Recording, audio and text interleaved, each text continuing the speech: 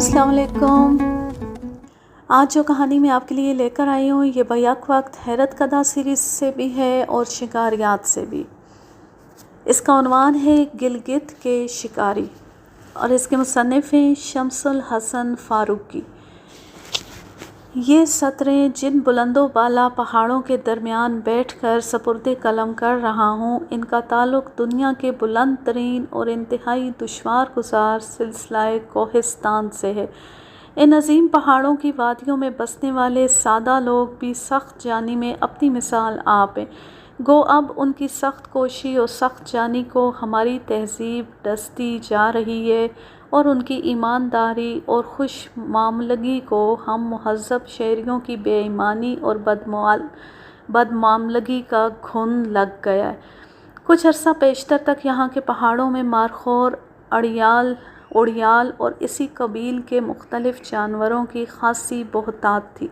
चनाचे शिकार का फ़न भी खूब परवान चढ़ा, मगर बेदर्दी से जानवर मारे जाने की वजह से शिकार पहले अनका हुआ, फिर इस पर पाबंदी लगी और इसके बाद कुदरती तौर पर शिकारी भी ख़त्म होना शुरू हो गए।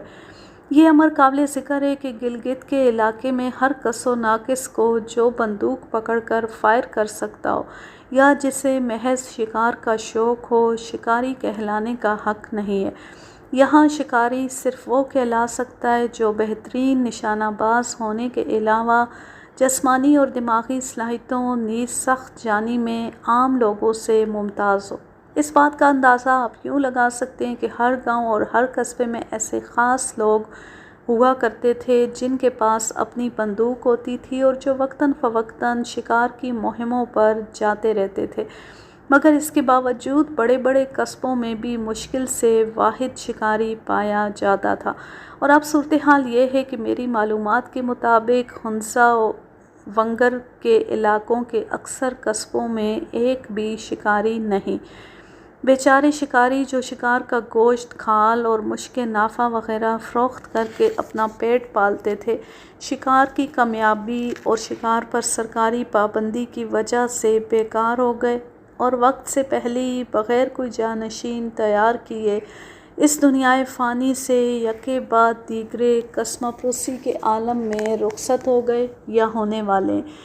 वाकिफ़कार हज़रात से यहाँ के शिकारियों की सख्त जानी, सख्त एसाबी और माफ़ूकुल फ़ितरत बहादुरी के अजीब अजीब वाक़यात सुनने में आए हैं, मगर इस मज़मून में उन वाक़यात पर ही इक्तिफ़ा किया जा रहा है जिनके रावियों के किरदार की मुतअद्दिद शरीफ और काबिल एतबार हज़रात ने तायीद व तस्दीक कर दी है। इत्तेफ़ाक से इस कसौटी से गुज़रने के बाद ज़्यादातर ऐसे वाक़यात रह गए हैं जिनमें मरकज़ियत फ़न शिकार से ज़्यादा शिकार के दौरान पेश आमदा माफ़ूकुल फ़ितरत बातों को हासिल है। सितंबर सन 1966 में राकिमुल हरूफ का तबादला मग़रबी पाकिस्तान सनती तरक्याती कॉरपोरेशन के मदनी तरक्याती मंसूबा बराए शुमाली इलाका जात के सरबराह की हैसियत से गिलगित में हो गया। तय पाया कि मुझे गिलगित बज़रिया जीप बरास्ता वादिये कागान पहुंचना चाहिए। दीगर ज़रूरी सामान के साथ हमने अपनी बंदूक भी साथ रख ली। बुनियादी तौर पर बंदूक को जान की हिफाजत के लिए रखा गया था, मगर इसको क्या कहिए कि जब हम लोग वादिये कागान उबूर करके वादिये सिंध में दाखिल हुए तो इलाका चिल्लास में शामत एमाल के मारे 2 अदद जंगली कबूतर सड़क के साथ पहाड़ी ढलान पर बैठे नज़र आए। शिकार को इतना करीब देखकर रहा ना गया, फ़ायर किया तो दोनों करीब गिर गए। आगे चले तो इत्तेफाक से मज़ीद 2 अदद कबूतरों का वक्त पूरा हो चुका था। हमारे इस शिकार और कभी ना ख़ता होने वाले निशाने ने जीप ड्राइवर को बड़ा मुतासिर किया। किस्सा मुख्तसर, अपने इस ड्राइवर के तुफ़ैल हम गिलगित में और कम अज़ कम अपने अमले में बड़े शिकारी मशहूर हो गए। इस बात पर हम बड़े शादा थे कि बैठे बिठाए सिर्फ 4 अदद कबूतर मार लेने पर बड़े शिकारी का खिताब मिल गया। मगर ए बसा आरज़ू की खाक शुदा, जल्दी गिलगित से कोई 10 मील के फासले पर वादिये देन्यूर के बालाई सिरे पर अर्ज़ियाती सर्वे के लिए जाना पड़ा। इस इलाके की सतह समुंदर से तकरीबन 9000 फुट बुलंद है। وہاں ایک ہفتے کا قیام تھا جس کے لیے ہم اپنے ساتھ تمبو بھی لے گئے تھے۔ وہاں آمد کے دوسرے یا تیسرے روز بھارت گاؤں کا ایک لڑکا ہمارے کیمپ میں آیا اور مجھ سے دریافت کرنے لگا کہ میں شکاری ہوں۔ میں لڑکے کے اس اچانک سوال پر پہلے کچھ بوکھلایا، پھر قریب رکھی ہوئی بندوق پر ایک نظر ڈالی، اپنے دبلے پتلے اور غیر متناسب جسم پر نگاہ دوڑائی، لاخر بازوؤں پر مچھلیاں محسوس کرنے کی ناکام کوشش کی، پھر چہرے پر رعب پیدا کرنے کی سعی کرتے ہوئے لڑکے کی طرف بے نیازی سے دیکھ کر اسبات میں گردن ہلا دی۔ یہ جواب پا کر غریب لڑکا بولا، ہمارے گاؤں میں بھی ایک شکاری ہے، میں اسے آپ کے آنے کی خبر دوں گا۔ دوسرے دن ایک ادھیڑ عمر کا سادہ سا عام قد و قامت کا مگر قدرے گٹھے ہوئے بدن والا شخص سامنے آیا۔ چہرے کی جھریاں اور کھڑے خد و خال ماضی کی سختیوں کی داستانیں کہہ رہے تھے۔ وہ بڑے مطمئن اور ٹھہرے ہوئے انداز میں بات کر رہا تھا۔ اس نے بتایا کہ اس علاقے میں مارخور خاصی تعداد میں پائے جاتے ہیں اور اگر شکار کا پروگرام بنایا جائے تو وہ ساتھ دینے اور رہبری کرنے کے لیے بلا معاوضہ تیار ہے۔ اس کے پاس اپنی بندوق اور کارتوس ہیں اور وہ ہم پر کسی بھی قسم کا بار ڈالنا نہیں چاہتا۔ خیر صاحب، یہاں تک تو حالات امید افزا تھے، مگر جب شکار کے پروگرام کی تفاصیل طے کی جانے لگیں تو اپنی سٹی گم ہو گئی۔ جیسا کہ پہلے کہا جا چکا ہے، ہمارے کیمپ کی بلندی تقریباً 9000 فٹ تھی اور جہاں ہمیں دوسرے دن صبح سویرے چل کر تیسرے پہر تک پہنچنا تھا، وہ جگہ کیمپ سے تقریباً 4000 فٹ اور برف کی دائمی لائن سے ذرا نیچے واقع تھی، یعنی اس مقام کی سطح سمندر سے تقریباً 13000 فٹ بلند تھی اور پہاڑ تقریباً عمودی تھا۔ وہاں پہنچ کر رات کسی غار میں بسر کرنی تھی اور دوسرے دن صبح سویرے وہاں مارخوروں کا شکار کھیلنا تھا۔ چنانچہ شکاری صاحب کے سامنے اپنی شکاری پن کا بھرم رکھنے کو سرکاری کام کی زیادتی اور اس کی اہمیت کا بہانہ بنایا اور اس کے ساتھ شکاری مہم پر جانے سے معذرت کی، مگر اپنے ایک فیلڈ اٹینڈنٹ کو جو سن 1965 کی کشمیر کی جنگ میں بحیثیت کمانڈو دادِ شجاعت دے چکا تھا، شکاری کے ساتھ دوسرے دن اپنی بندوق لے کر جانے کی اجازت دے دی۔ دوسرے دن اس 2 رکنی شکاری پارٹی کو ہم نے بڑے شوق سے رخصت کیا۔ تیسرے دن جب ہم کیمپ میں فیلڈ سے واپسی پر مارخور کا متوقع گوشت پکانے کی تیاریاں کر رہے تھے تو دن ڈھلے یہ منظر دیکھا کہ شکاری پارٹی اپنے کمبل اور بندوقیں اٹھائے گھسیٹتی ہوئی واپس آ رہی ہے۔ آگے آگے شکاری تھا اور پیچھے ہمارا کمانڈو فیلڈ اٹینڈنٹ۔ شکاری کے چہرے پر یہ تغیر تھا کہ جھریاں مزید گہری ہو گئی تھیں اور آنکھیں مزید اندر دھنس گئی تھیں۔ فیلڈ اٹینڈنٹ کا بہت برا حال تھا، وہ بمشکل پاؤں گھسٹ گھسٹ کر چل رہا تھا۔ قریب آیا تو ایسا محسوس ہوا جیسے برسوں کا بیمار اور قریب الموت ہو۔ راستے میں کہیں پیر پھسلنے سے ٹانگ پر چوٹ آئی تھی اور وہ غریب لنگڑا ہو گیا تھا۔ معلوم ہوا کہ شکار نہیں ملا۔ متوقع مارخوروں کا غول تو دیکھا اور وہ شکاریوں کی گھات کی جانب آ بھی رہا تھا، مگر شومیِ قسمت سے یا تو اسے شکاریوں کی موجودگی کا کسی آہٹ سے علم ہو گیا یا پھر اس کا موڈ کسی اور تحریک سے بدل گیا اور وہ ہمارے شکاریوں کی رینج میں آنے سے پہلے ہی پلٹ گیا۔ اس واقعے سے یہ بات ہم پر بہت اچھی طرح واضح ہو گئی کہ مارخوروں کا شکار بڑی ٹیڑھی کھیر ہے اور اس علاقے میں شکاری کا ٹائٹل کم از کم ہمارے لیے بڑا مہنگا اور جان لیوا ثابت ہوا۔ اس کے بعد ہم نے اپنی گناہگار آنکھوں سے گلگت میں مارخوروں کے شوق میں آنے والی امریکی شکاریوں کی ایک جماعت کا حشر بھی دیکھا۔ یہ جماعت 2 دن پیشتر بڑے طمطراق سے بے تحاشا ساز و سامان، خدم و حشم اور مقامی رہبروں کی خاصی بڑی نفری کے ساتھ روانہ ہوئی اور بہت بری حالت میں راستوں کے کھڈوں میں گر پڑ کر واپس ہوئی۔ لیکن یہ لوگ اپنے وطن خالی ہاتھ کیوں جاتے؟ ذلت سے بچنے کی تدبیر یہ کی گئی کہ بازاروں سے مارخور کا نیم حنوط شدہ سر خریدا اور نشانی کے طور پر ساتھ لے گئے۔ یہ بیچارے لاہور کے کسی کاروباری ادارے کے امریکی پرنسپلز تھے اور کوئی پیشہ ور یا ماہر شکاری نہ تھے۔ ان کے بازار سے مارخور کا سر خریدنے کی بات مجھے ایک امریکی یا کینیڈین سیاح نے بتائی جو اسی زمانے میں گلگت آیا ہوا تھا۔ خاص ان تمام مشاہدات سے میرے دل پر ان مقامی شکاریوں کی ہیبت بیٹھتی چلی گئی جو ان پہاڑوں پر مارخوروں کا نہ صرف شکار کرتے ہیں بلکہ انہیں پیٹھ پر لاد کر نیچے بھی لاتے ہیں۔ دسمبر سن 1966 میں ڈارکوت کے دورے کے دوران مجھے جناب حسین علی خان مغبون کے در دولت پر ایک رات مہمان رہنے کا شرف حاصل ہوا۔ اپنی جوانی کے زمانے میں راجہ صاحب بڑے اچھے شکاری رہے ہیں۔ ان کی صحت، وجاہت، بلند حوصلگی اور خوش مزاجی کا تذکرہ بعض غیر ملکی سیاحوں نے اپنی کتابوں، یادداشتوں اور خطوط وغیرہ میں بھی کیا ہے۔ اس وقت راجہ صاحب کی عمر 70 سال سے تجاوز کر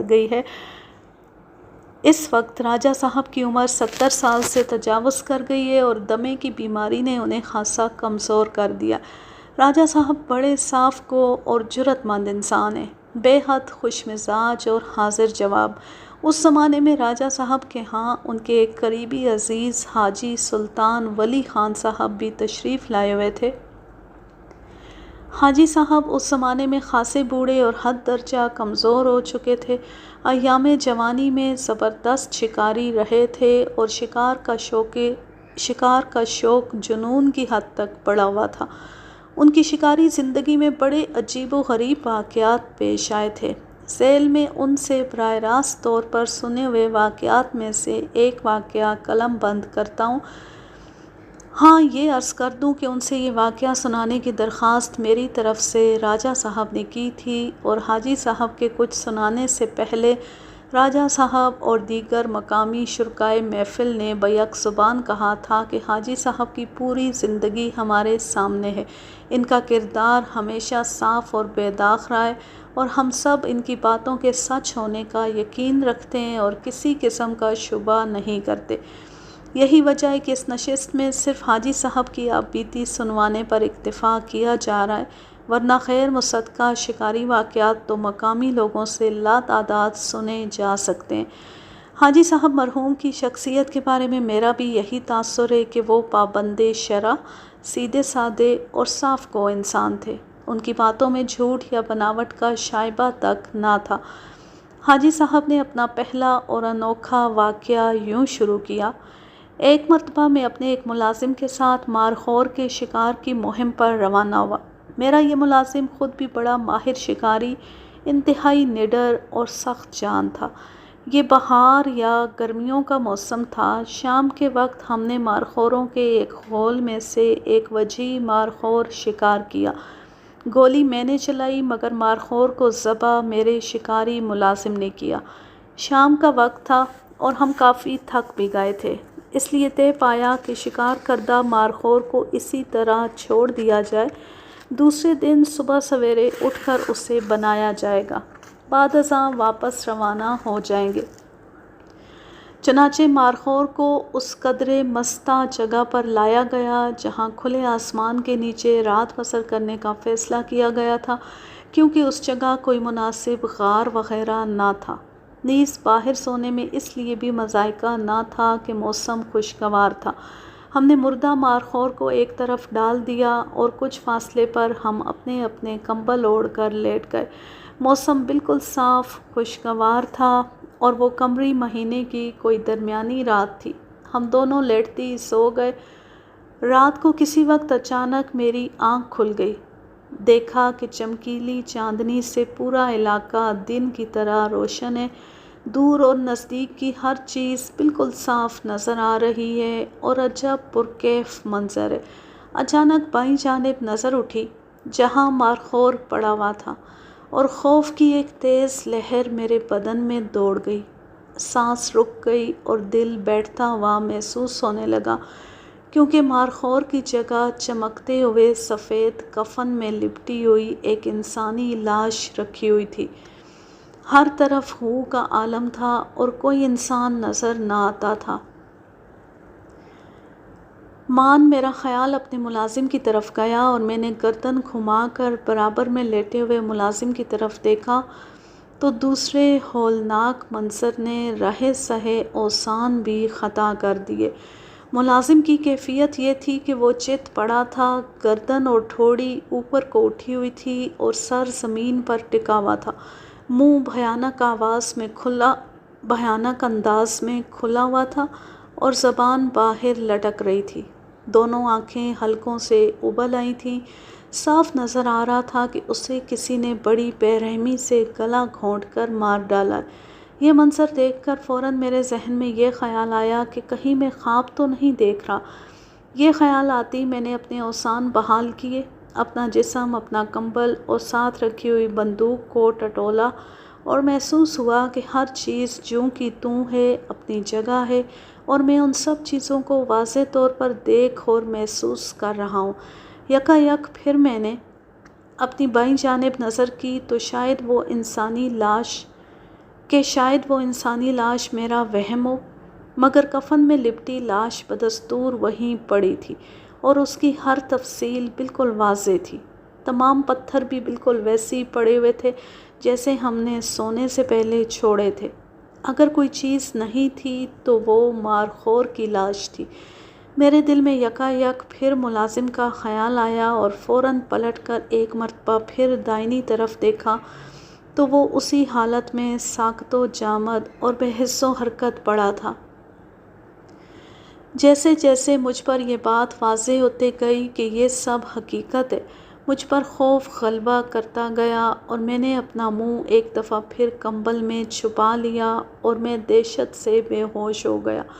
بہرحال جب دوبارہ آنکھ کھلی اور میں نے ڈرتے ڈرتے کمبل سے منہ باہر نکالا تو معلوم ہوا کہ سورج نکلے خاصی دیر ہو چکی ہے اور موسم صاف ہونے کے باعث ہر طرف چمکیلی دھوپ پھیلی ہوئی ہے۔ ابھی میں ادھر ادھر دیکھنے اور صورتحال پر غور کرنے بھی نہ پایا تھا کہ میرے کانوں میں اپنے شکاری ملازم کی آواز آئی۔ وہ ہنستے ہوئے مجھ سے کہہ رہا تھا، صاحب آج تو آپ نے کمال ہی کر دیا، اتنی دیر سے سو کر اٹھیں، چلیے واپسی کی تیاری کرتے ہیں، میں نے مارخور کا تیا پانچا کر لیا ہے۔ میں نے فوراً پلٹ کر دیکھا تو اپنے ملازم کو نہ صرف زندہ سلامت پایا بلکہ دیکھا کہ وہ نہایت اطمینان اور سکون سے بنے ہوئے مارخور کو پیٹھ پر لادے جانے والے بوجھ کی شکل میں ترتیب دے رہا تھا۔ میں نے اپنے ملازم کی بات سنی انسنی کر کے فوراً بائیں طرف دیکھا جہاں میں رات کو ملازم کی گلا گھٹی ہوئی لاش دیکھ چکا تھا، مگر اب وہاں اس جیسی کوئی چیز نہ تھی سوائے اس کے لپیٹے ہوئے کمبل کے۔ اب یہ سب میرے لیے ناقابل برداشت تھا۔ پھر دن کی روشنی اور گرمی سے میرے اعصاب پوری طرح بیدار ہو گئے اور ہمت اودھ کر آ گئی۔ میں نے آؤ دیکھا نہ تاؤ فوراً ساتھ رکھی ہوئی بندوق اٹھائی اور زمین سے جست کر کے اٹھ کھڑا ہوا، بندوق کی نالی ملازم کی طرف کر دی اور ڈپٹ کر کہا، سچ سچ بتا تو کون ہے، ورنہ ابھی گولی مار دوں گا۔ ملازم میری اس حرکت سے ہکا بکا رہ گیا اور تعجب سے کہنے لگا، آپ کو کیا ہو گیا ہے؟ کیا آپ مجھے بھی نہیں پہچانتے؟ غرض کافی بحث و تکرار کے بعد بھی جب مجھے اس غریب اور سیدھے آدمی سے کوئی خاص بات معلوم نہ ہوئی تو زج ہو کر میں نے اسے کہا، تو جو کچھ بھی ہے میرے قریب بالکل نہ آئیو ورنہ میں تجھے گولی مار دوں گا۔ قصہ مختصر، میں نے مارخور کی کسی چیز کو ہاتھ نہ لگایا، اس میں سے جو کچھ نیچے لے جایا جانا تھا وہ سب ملازم پر لدوایا اور اسے اپنے آگے آگے چلنے کا حکم دیا۔ اس کے پیچھے میں چلا اور بھری ہوئی بندوق کی نال تمام راستے ملازم کی طرف رکھی۔ ملازم بے حد پریشان تھا اور سخت متعجب کہ مجھے یکا یک یہ کیا ہو گیا۔ اللہ اللہ کر کے ہم لوگ نیچے اپنے گاؤں پہنچے۔ میں نے ملازم کو اس کے گھر چھوڑا اور حکم دیا کہ وہ میرے پاس کسی صورت میں نہ آئے، ساتھ ہی یہ بھی تاکید کر دی کہ وہ مارخور کا گوشت یا کھال کوئی چیز مجھے نہ بھجوائے۔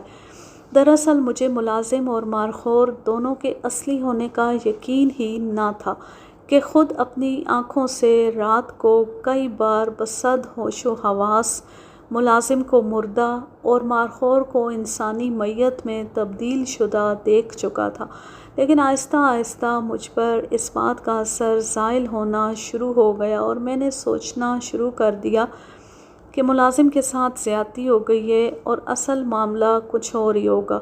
مگر اس واقعے کے تیسرے دن مجھے اطلاع ملی کہ ملازم اچانک بیمار پڑ گیا ہے اور اس کی حالت خراب ہوتی جا رہی ہے۔ تقریباً 3 دن سخت تکلیف اور اذیت میں رہنے کے بعد وہ غریب اس جہان فانی سے کوچ کر گیا۔ میرے ذہن پر پھر اس واقعے کی تفاصیل ابھر آئیں اور میں نے غریب ملازم کی تجہیز و تکفین میں شرکت کرنے سے بھی پرہیز کیا۔ تاہم میں اس امر پر حیران تھا کہ یہ قصہ کیا ہے، لیکن مجھے کچھ سمجھ میں نہ آتا تھا۔ بہرحال کچھ عرصے تک تو مجھ پر اس واقعے کا اثر رہا اور میں کسی شکاری مہم پر نہ گیا۔ رفتہ رفتہ بات آئی گئی ہو گئی اور ایک مرتبہ پھر میں شکار کی مہموں پر جانے لگا، مگر اس کے بعد ایسا کوئی اور مافوق الفطرت واقعہ پیش نہ آیا۔ اسی محفل میں حاجی سلطان ولی صاحب نے اپنی شکاری زندگی کا ایک اور عجیب واقعہ سنایا۔ یہ واقعہ پہلے واقعے کی طرح پراسرار تو نہیں مگر غیر معمولی ضرور ہے۔ ہوا یہ کہ حاجی صاحب ایک دن ایک بلند پہاڑ پر مارخور کے شکار کے سلسلے میں گئے ہوئے تھے۔ شام کا وقت ہو گیا تھا۔ جس مقام پر وہ لوگ تھے وہ وادی سے کئی ہزار فٹ بلند تھا، لیکن وہاں سے نیچے وادی اور اس کی گزرگاہیں صاف نظر آتی تھیں۔ اس موقع پر ان کی شکاری پارٹی کئی آدمیوں پر مشتمل تھی۔ یہ پارٹی وہاں رات بسر کرنے کا بندوبست کرنے جا رہی تھی کہ اچانک ساتھ کھڑی ہوئی چٹان سے انہیں انسانوں کے بات چیت کرنے کی آوازیں سنائی دینے لگیں۔ آوازیں ان کی جانی پہچانی تھیں، یعنی ان کے گاؤں کے لوگوں ہی کی تھیں جو آپس میں بے تکلفی سے باتیں کر رہے تھے۔ چٹان کے قریب تر جانے سے آوازیں زیادہ واضح اور صاف طور پر سنائی دیتی تھیں۔ باتوں کے انداز اور مختلف آہٹوں سے یہ اندازہ بآسانی ہوتا تھا کہ بات چیت کرنے والے چل رہے ہیں۔ ساتھ ہی ایک گھنٹی کی سی آواز بھی انسانی آوازوں کے ساتھ سنائی دے رہی تھی۔ یہ آواز جانوروں کے گلے میں بندھی ہوئی گھنٹی کی آواز سے مشابہ تھی۔ یہ لوگ سخت متعجب ہوئے۔ اسی حالت تحیر میں ناگہاں شکاری پارٹی کے ایک رکن کی نظریں نیچے وادی میں ایک راستے پر گڑ گئیں۔ وادی میں پیدلی راستے پر 2 آدمی ایک باربردار گدھے کے ساتھ خرامہ خرامہ چلے جا رہے تھے۔ وہ اتنی دور تھے کہ ننگی آنکھ سے مشکل ہی سے نظر آ رہے تھے۔ دوربین لگا کر دیکھا گیا اور ان کی حرکات و سکنات سے اندازہ کیا گیا تو یہ عقدہ کھلا کہ وہ آوازیں انہی لوگوں اور گدھے کے گلے میں بندھی ہوئی گھنٹی یا اس پر لدے ہوئے سامان کے آپس میں ٹکرانے سے پیدا ہو رہی ہیں۔ کچھ دیر بعد جب شاید ان لوگوں نے کوئی موڑ کاٹا تو وہ آوازیں آنا بند ہو گئیں۔ حاجی صاحب نے مجھ سے وعدہ کیا تھا کہ وہ اس مقام پر مجھے لے جائیں گے تاکہ اس خاص چٹان کی ماہیت و ساخت پر مزید کام کیا جا سکے، مگر افسوس کہ حالات نے مجھے اس کی اجازت نہ دی کہ فوراً بعد میرا گلگت سے مظفر آباد آزاد کشمیر میں تبادلہ ہو گیا۔ یہ آپ بیتی ہے گلگت کے علاقے استور کے گاؤں ہرچو کے مشہور شکاری جناب حاجی محمد امیر صاحب کی۔ بدقسمتی سے یہ عظیم شکاری تقریباً 119 سال کی عمر میں اپریل سن 1976 میں اپنے گاؤں ہرچو میں انتقال کر گئے۔ اس واقعے کے اصل راوی ہنسا یاقوت پروجیکٹ کے ایک بارعش دیندار اور فرض شناس افسر جناب عبدالرحمن نائب جیولوجسٹ ہیں جو حاجی صاحب کے نواسے ہیں۔ عبدالرحمن صاحب نے یہ واقعہ اپنے نانا سے دوسرے عزیزوں کے ساتھ کئی مرتبہ سنا تھا، تاہم میری درخواست پر کچھ عرصہ پیشتر ایک مرتبہ پھر اپنے گاؤں میں جا کر اپنے والد اور دیگر بزرگوں سے اس واقعے کی مزید تفاصیل حاصل کی اور ایک ایسا تحریری بیان تیار کر کے میرے حوالے کیا جس پر ان کے متعلقہ تمام بزرگ متفق تھے۔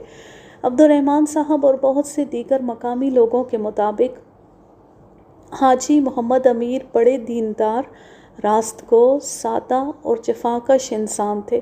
119 سال کی عمر میں بھی وہ چاقو چوبند تھے اور کسی طرح 55 یا 60 سال سے زیادہ کے دکھائی نہ دیتے تھے۔ حاجی صاحب وہ سب کام بنفس نفیس انجام دیتے جو گلگت کے پہاڑی گاؤں میں ایک عام آدمی کرتا ہے۔ کہا جاتا ہے کہ حاجی صاحب نے اپنی زندگی میں تقریباً 4000 مارخور شکار کیے۔ گلگت کے بہت سے متعلقہ لوگوں کے قول کے مطابق وہ گلگت کے سب سے بڑے شکاری تھے۔ زیر بحث واقعہ تقریباً 70 سال پہلے پیش آیا جبکہ ایک دن اپنے زمانہ جوانی میں حاجی صاحب مارخور کے شکار کی مہم پر ہرچو گاؤں کے نواحی پہاڑوں میں گئے ہوئے تھے۔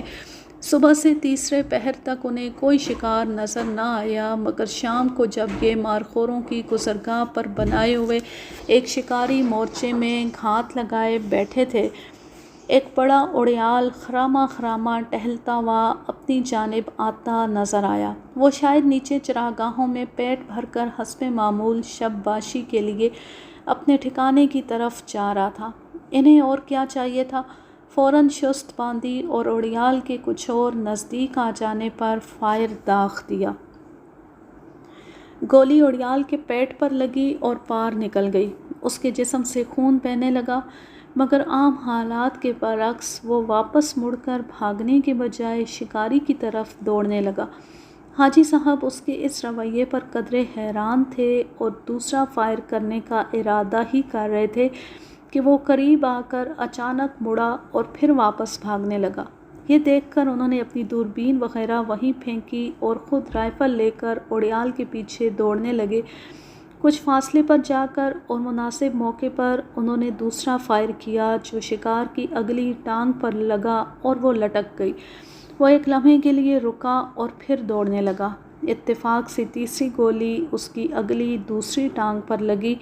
اڑیال پھر چند لمحے کے لیے رکا اور اس مرتبہ اس نے راستہ بدلا اور پہاڑ پر چڑھنے کے بجائے نشیب کا رخ کیا۔ تعجب خیز بات یہ تھی کہ اب پہاڑ یا جنگل کا رخ کرنے کے بجائے وہ ایک پہاڑی گاؤں دشکن کی جانب جا رہا تھا۔ یہ گاؤں ہرچو گاؤں کے بالائی علاقے میں بجانب شمال مغرب واقع۔ حاجی صاحب اڑیال کا پیچھا کرتے ہوئے دشکن گاؤں کے علاقے میں پہنچے تو وہاں کے چرواہے اپنے اپنے مویشی لے کر پہاڑوں سے اتر رہے تھے۔ تعجب کی بات یہ تھی کہ کسی نے حاجی صاحب کی یا ان کے اڑیال کی طرف کوئی توجہ نہ دی، گویا کوئی انہیں دیکھ ہی نہ رہا ہو۔ حتیٰ کہ اڑیال اور پھر خود وہ جب بھیڑ بکریوں کے ایک ریوڑ کے درمیان سے گزرے تب بھی کسی نے ان دونوں کا کوئی نوٹس نہ لیا۔ بالآخر شکار اور شکاری دونوں گاؤں میں داخل ہو گئے۔ اچانک اڑیال نے پھر اپنا رخ بدلا اور اب وہ گاؤں کے بڑے نالے کی جانب دوڑ رہا تھا۔ نالا عبور کر کے جب وہ دوسری طرف چڑھ رہا تھا تو حاجی صاحب نے ایک اور فائر داغ دیا۔ گولی کھا کر غریب اڑیال واپس نالے میں گر گیا۔ حاجی صاحب بھی اسے ذبح کرنے کے لیے نالے میں کود پڑے مگر جو ہی اڑیال کے قریب پہنچے وہ یکا یک اپنی پچھلی ٹانگوں پر کھڑا ہو گیا اور اگلی دونوں ٹانگوں سے بالکل انسانوں کے سے انداز میں ان کی کولی بھر لی۔ اڑیال کی ایک ٹوٹی ہوئی ٹانگ حاجی صاحب کی گردن کے اوپر تھی اور دوسری ان کی بغل میں۔ مگر اس سے بھی تعجب خیز بات یہ تھی کہ حاجی صاحب کو اپنی گرفت میں لے کر گرانے یا مارنے کی بجائے عجیب سی آواز نکالتا ہوا اپنی زبان سے ان کا منہ چاٹنے لگا۔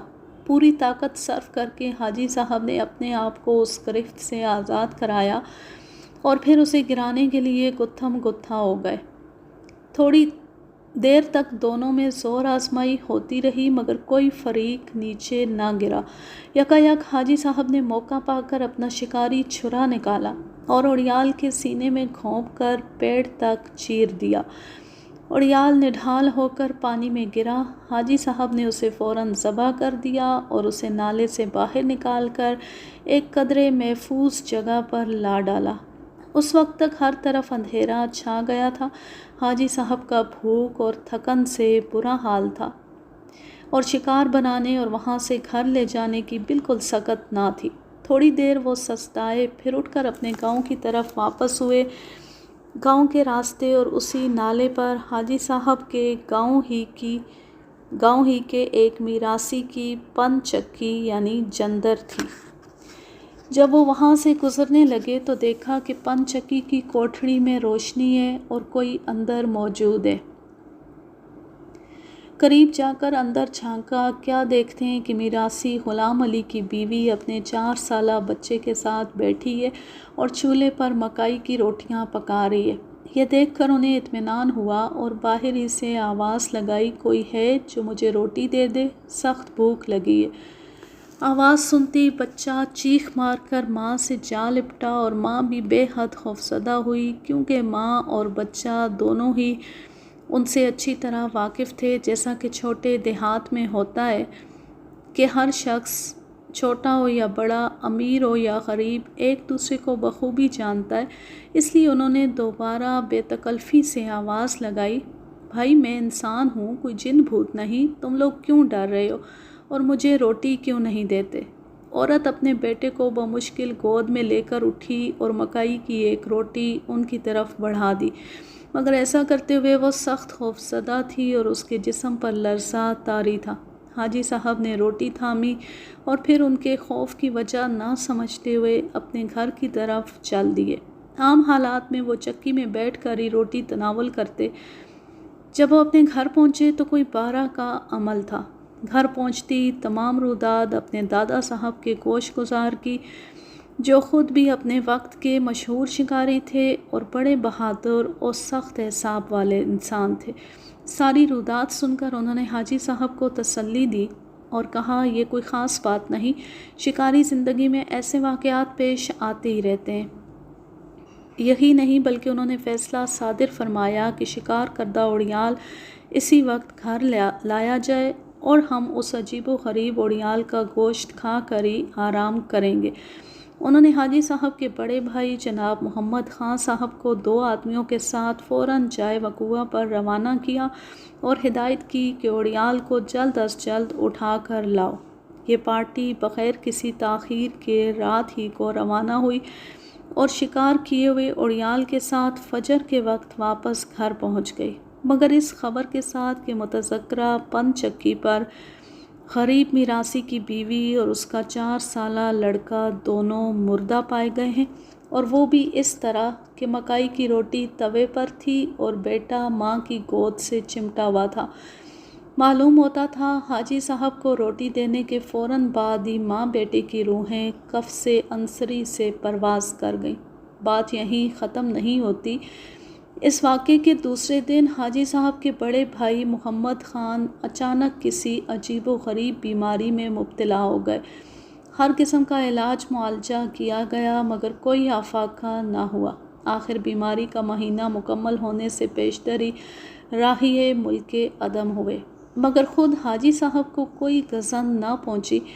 और कुछ दिन के बाद जब इस अजीबो गरीब वाक़े का असर उनके दिमाग से ज़रा कम हुआ तो उन्होंने एक बार फिर अपने शिकारी मामूलात पूरे ज़ोर व शोर से शुरू कर दिए।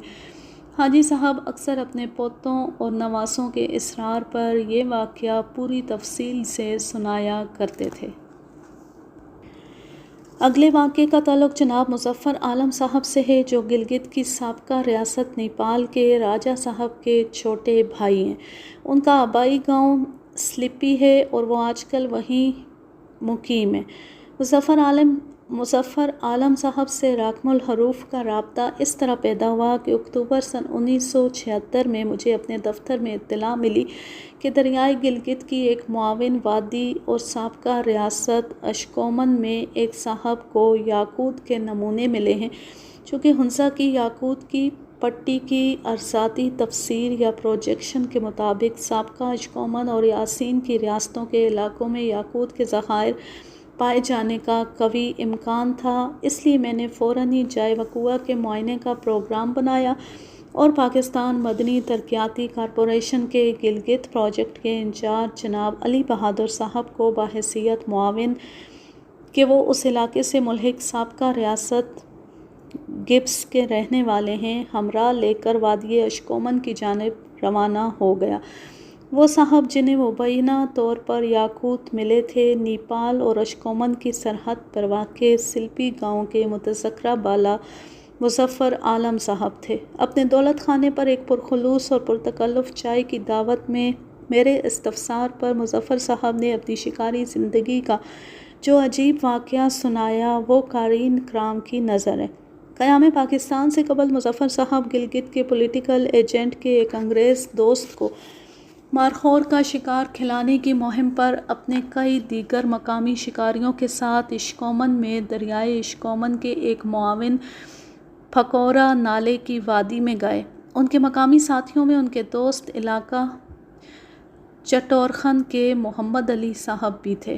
اس شکاری پارٹی نے پہاڑ پر پہنچ کر ایک قدرے مستہ مقام پر اپنا ٹینٹ نصب کر دیا۔ انگریز مہمان دراصل خود شکار کرنے میں کم مگر شکاری مہم کی تصویر کشی میں زیادہ دلچسپی رکھتا تھا۔ مظفر صاحب کا بیان ہے کہ ان کی پارٹی ابھی اپنے کیمپ سے شکار کی اصل مہم پر جانے کی تیاری کر رہی تھی اور کچھ لوگ ساتھ جانے والا سامان ٹھیک ٹھاک کر رہے تھے اور جو فارغ تھے وہ ٹینٹ کے ادھر ادھر بکھرے ہوئے تھے۔ خود مظفر صاحب ٹینٹ سے کچھ فاصلے پر ایک اونچی جگہ کھڑے پہاڑ کا نظارہ کر رہے تھے۔ موسم خوشگوار اور ہوا نرم رو تھی۔ ان کے دیکھتے دیکھتے چوٹی سے برف کا ایک تودہ اپنی جگہ سے کھسکا اور برق رفتاری سے نیچے کی جانب پھسلنے لگا۔ جیسے جیسے تودہ نیچے آ رہا تھا ایک بڑے سفید بادل یا بھگولے کی شکل اختیار کرتا جا رہا تھا۔ ابھی یہ اس تماشے کو آنکھ بھر کر دیکھ بھی نہ پائے تھے کہ انہیں یہ پریشان کن احساس ہوا کہ تودہ جو چند ثانیوں میں برف کا ایک عظیم بھگولا بن گیا تھا تیزی سے انہی کی طرف آ رہا ہے۔ یہ دیکھ کر انہوں نے اپنے ساتھیوں کو اس مصیبت سے آگاہ کرتے ہوئے آواز دی اور خود بھی پناہ لینے ٹینٹ کی طرف لپکے، مگر چند ہی قدم دوڑے ہوں گے کہ ہوا کے ایک زبردست جھکڑ نے انہیں ایک تنکے کی طرح ایک طرف اچھال دیا اور اس کے فوراً بعد انہوں نے اپنے آپ کو فضا میں ایک بے بس پتے کی طرح اڑتے ہوئے پایا۔ اس کے بعد یکایک جیسے کسی نے انہیں زمین پر زور سے پٹخ دیا اور وہ چوٹ سے بے ہوش ہو گئے۔ جب ہوش آیا تو دیکھا کہ اپنی اصل جگہ سے بہت دور اور اس علاقے کی سب سے خطرناک اور عمودی نالے کی کٹائی کے سرے پر نرم برف کے ایک بڑے تودے میں پھنسے پڑے ہیں۔ سر اور ہاتھ نسبتاً آزاد تھے مگر نچلا دھڑ اور ٹانگیں برف میں دھسی ہوئی تھیں۔ بڑی جدوجہد کے بعد جسم اس برف سے آزاد ہوا تو یہ دیکھ کر حیران رہ گئے کہ وہ مادرزاد ننگے ہیں۔ جسم سے کوٹ، جرسی، قمیص، شلوار، جوتے، حتیٰ کہ بنیان اور انڈرویئر اور موزے بھی غائب ہیں۔ مظفر صاحب کے مطابق اس وقت تک وہ نیم بے ہوشی یا غنودگی کی کیفیت میں تھے مگر ایک بات مستقل ان کے ذہن میں تھی کہ کسی طرح ساتھ کی عمودی دیواروں والی خطرناک وادی میں گرنا ہے، وہیں مجھے عافیت ملے گی۔ اس خیال کے ساتھ ہی دوسرا خیال یہ بھی ذہن میں آتا کہ اس وادی کی طرف نہ جانا کہ وہاں موت تیری منتظر ہے، مگر دوسری لمحے پھر کوئی نادیدہ طاقت انہیں اس ہولناک وادی کی طرف کھسکنے پر مجبور کر دیتی۔ نتیجتاً وہ آہستہ آہستہ موت کی اس وادی کی طرف کھسک رہے تھے اور قریب تھا کہ وہ اس میں گر جاتے کہ اسی اثناء میں ان کا دوست محمد علی دیگر ساتھیوں سمیت انہیں تلاش کرتا وہاں پہنچ گیا اور لپک کر عین اس وقت انہیں تھام لیا جبکہ دوسرے ہی لمحے وہ اس خطرناک وادی میں گرنے والے تھے۔ یہ دیکھ کر سب حیران رہ گئے کہ وہ مادرزاد ننگے ہیں۔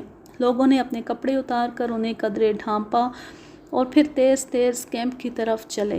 وہاں پہنچتے پہنچتے مظفر صاحب کے حواس ذرا بحال ہو گئے۔ ٹینٹ میں پہنچ کر انہوں نے دیکھا کہ ان کا انگریز مہمان ٹینٹ کے اندر بچھی ہوئی سفری میز کے نیچے گھسا اپنے کیمرے سے اس کارروائی کی تصاویر اتار رہا ہے۔ وہ نہیں بتا سکے کہ آیا وہ برفیلے جھکڑ سے خوف کھا کر میز کے نیچے گھس گیا تھا اور پھر حواس بحال ہونے پر خفت مٹانے کے لیے وہیں سے تصویر کشی شروع کر دی تھی یا پھر تصویر کشی کے لیے محفوظ مقام سمجھ کر دانستہ وہاں جا بیٹھا تھا۔ بہرحال مظفر صاحب کے لیے یہ بات تعجب خیز تھی کہ باقی کسی شخص پر اس برفیلے بھگولے کا اتنا اثر نہ ہوا تھا۔ حتیٰ کہ شکاری پارٹی کی کوئی خاص چیز بھی ضائع نہ ہوئی تھی۔ کسی آدمی کا ہوا میں اڑ کر ایک مقام سے دوسرے مقام پر پہنچنا اور اس کے جسم سے تمام کپڑے غائب ہو جانا تو درکنار ہے کوئی جو اس واقعے کی عقلی توجیہ کرے۔ اس کہانی کا ماخذ ہے سیارہ ڈائجسٹ، لاہور، مارچ سن 1978۔ اب میں لیتی ہوں آپ سے اجازت۔ جہاں رہیں خوش رہیں، شاد و آباد رہیں، ہنستے مسکراتے رہیں، اور ایسی دلچسپ کہانیوں کے لیے اس چینل کو سبسکرائب ضرور کر لیں اور بیل آئیکن کو ضرور پریس کریں تاکہ آنے والی ہر نیو ویڈیو کی نوٹیفیکیشن آپ کو بر وقت ملتی رہے۔ اللہ حافظ، اللہ نگہبان۔